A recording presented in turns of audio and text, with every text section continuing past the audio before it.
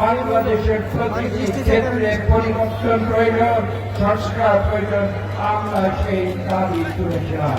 তখন কিন্তু বাংলাদেশে কেউ এই সংস্কারের কথা বলতে সাহস করে না।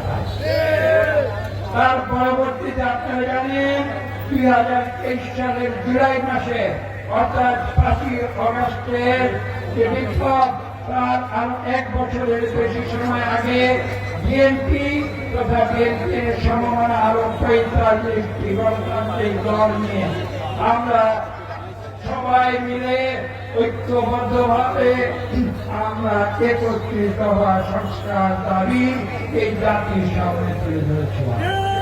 আমি সংস্কার বিএনপি করেছে, সংস্কার বিএনপি করবে। কাজে এই সংস্কারের ধোঁয়া দিয়ে আমি যেটা বলেছি, এই অন্তর্বর্তীকালীন সরকারকে দীর্ঘায়িত করার কোন সুযোগ নেই। সংস্কার কোন স্থির বিষয় নয়, সংস্কার একটি চলমান প্রক্রিয়া। আজকে আমরা যে বিষয় নিয়ে সংস্কার করব, আগামীতে সেটাকে আবার হয়তো পুনঃসংস্কার করতে হবে, এবং এটাই সংস্কারের নিয়ম, এটাই সংস্কারের ধর্ম। কেউ যদি বলে আমি আগে সংস্কার করব পরে অন্য কিছু করব, এটা কোন যুক্তিসঙ্গত। করব আমরা দেশে গণতন্ত্র করব, আমরা দেশে নির্বাচন করব, আমরা দেশে মানবাধিকার প্রতিষ্ঠা করব, আমরা দেশে মানুষের অর্থনৈতিক অধিকার প্রতিষ্ঠা করব। সব কিছু সমানতালে চলবে।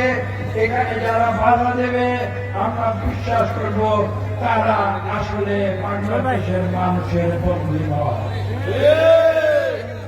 ইতিমধ্যেই আমরা বলেছি যে এই সরকারকে আমরা সর্বতভাবে সহায়তা করব, এবং আমরা বিগত 9 মাস যাবৎ এই সরকারকে আমরা সহযোগিতা করে যাচ্ছি। আমরা কোন দ্বন্দ্বে বিশ্বাস করি না, আমরা কোন মানুষের অধিকারে হস্তক্ষেপে বিশ্বাস করি না।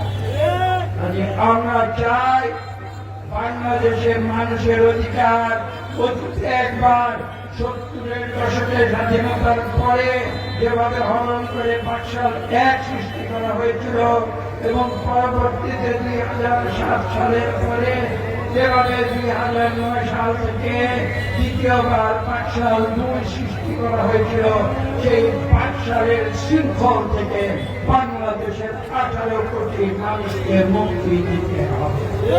যারা এখন সংস্কারের কথা বলে মিথ্যা অজুহাত দিয়ে এই সরকারকে দীর্ঘায়িত করতে চায়, তারা কখনো গণতন্ত্রের বন্ধু হতে পারে না। আমরা স্পষ্ট ভাষায় বলে দিয়েছি যে আমরা এই সরকারকে সহযোগিতা করব। এই সরকারের উপরে মানুষ যে আস্থা রেখেছে, এই সরকার মানুষের সেই আস্থার প্রতি সম্মান প্রদর্শন করে একটি সুস্থ নিরপেক্ষ নির্বাচনের মাধ্যমে তারা এই দেশের পরিচালনার দায়িত্ব, জনগণের দায়িত্ব জনগণের হাতে পুনরায় ফিরিয়ে দিবে। আজকে ঐতিহাসিক মহান মে দিবসে আমি সেই প্রত্যাশা ব্যক্ত করছি। সকলকে ধন্যবাদ।